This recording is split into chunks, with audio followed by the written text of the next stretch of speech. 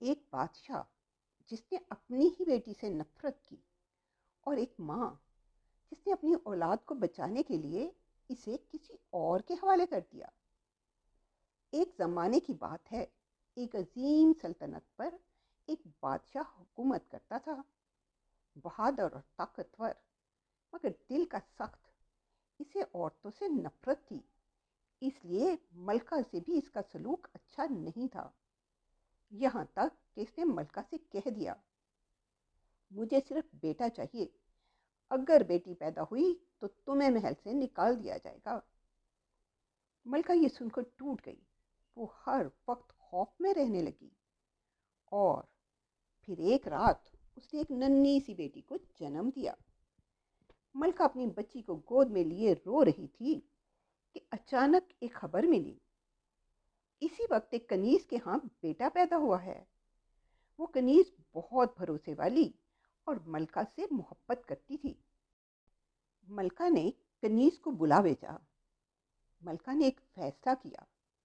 उसने कनीज से कहा, बहुत मुश्किल है, लेकिन तुम रहम करो और अपना बेटा मुझे दे दो और मेरी बेटी को ले जाओ। दिल पर पत्थर रखकर दोनों माओं ने अपने बच्चे बदल लिए। मलका ने कनीज को शर्फियों की थैली दी और कहा, बच्ची को लेकर यहाँ से दूर चली जाओ और फिर कभी महल में ना आना। इधर महल में खुशियों का तूफान आ गया। ऐलान हुआ, सल्तनत का वारिस पैदा हुआ है। बादशाह खुशी से झूम उठा और शहजादे का नाम रखा दिलावर। लेकिन एक दिल ऐसा भी था जो खामोश रो रहा था। वो थी मलका। इधर कनीज शहजादी को लेकर एक गांव में जा बसी। उसने इसका नाम रखा कोमल। कोमल सादा जिंदगी में बड़ी हो रही थी। खेत, फूल, खुली हवा और माँ जैसी मोहब्बत। लेकिन एक बात कनीज ने इसे बार बार कही, कभी भी महल की तरफ ना जाना। वक्त गुजरता गया। दोनों बच्चे अपनी अपनी जगह पर बड़े हो गए। शहजादा दिलावर को बांसुरी बजाने और पेंटिंग का शौक था। वो ऐसी धुन बजाता कि सुनने वाले सब कुछ भूल जाते, अपना काम छोड़कर धुन सुनने में मगन हो जाते। शहजादी कोमल एक दिन अपनी माँ के साथ खेतों में थी कि माँ ने देखा इसके कपड़ों पर मोर के पर लगे हैं। ये कहाँ से आए? दोनों ने हैरत से देखा, लेकिन उन्होंने गौर किया कि कोमल के हाथों पर भी मोर के पर के निशान हैं। लेकिन ना समझी। एक दिन जब मौसम बहुत खुशगवार था, बादल छाए हुए थे, ठंडी हवाएं चल रही थीं, कि कोमल ने नाचना शुरू किया और देखते ही देखते इसके मोर के पर निकल आए और वो मोर बनकर नाचती रही। फिर वो वापस इंसान बन गई। सिर्फ कपड़ों पर मोर के पर रह गए। माँ इसे हैरत से देखती और कुछ समझ नहीं पा रही थी। एक दिन शहजादा जंगल की सैर को निकला और फिर एक दरख्त के नीचे बैठकर बांसुरी बजाने लगा। जैसे ही इसकी बांसुरी की आवाज़ गांव तक पहुंची, कोमल बेख्तियार नाचने लगी और फिर इसके जिस्म पर मोर के पर निकल आए। वो एक हसीन मोरनी बन गई और जैसे ही धुन रुकी, वो दोबारा इंसान बन गई।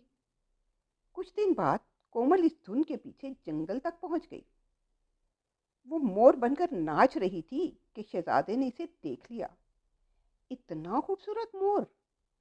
और इसे पकड़कर महल ले आया। महल में आकर कोमल घबरा गई। इसे माँ की बात याद आई। वो चुपके से एक पर वहां छोड़कर वहां से निकल गई। उधर बादशाह शदीद बीमारी में मुब्तला था। कोई दवा काम नहीं आ रही थी। शहजादा मोर को ढूंढते हुए बादशाह के कमरे में आया और इसके हाथ में मोर का पर था। बेख्याली में मोर का पर बादशाह को छू गया। इसे सुकून मिलने लगा। इसने शहजादे से कहा कि फिर से मोर के पर को इसके जिस्म पर लगाओ, और बादशाह मजीद बेहतर महसूस करने लगा और चंद दिनों में बिल्कुल सेहतयाब हो गया। बादशाह और शहजादा इस पुरस्रार मोर की तलाश में जंगल पहुंचे। बांसुरी बजाई और कोमल मोर की शक्ल में सामने आ गई। मगर शहजादे को देखकर इसने गांव की तरफ भागना शुरू कर दिया। शहजादा और बादशाह इसके पीछे गांव तक पहुंचे और फिर उन्होंने देखा कि मोर की जगह एक खूबसूरत लड़की खड़ी थी जो बिल्कुल मलका जैसी दिखाई देती थी। कनीज ने बादशाह को देखा तो घबरा गई और डरते डरते सारी सच्चाई बयान कर दी। बादशाह सुनकर साकित रह गया।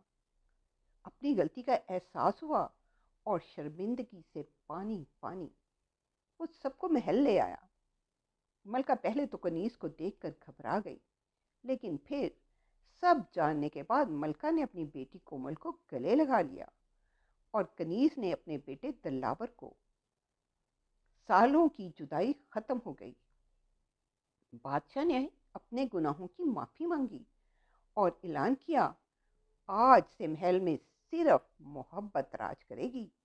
और फिर एक और ऐलान किया कि शहजादी कोमल और शहजादा दलावर की शादी का ऐलान, और दोनों की शादी धूमधाम से कर दी गई।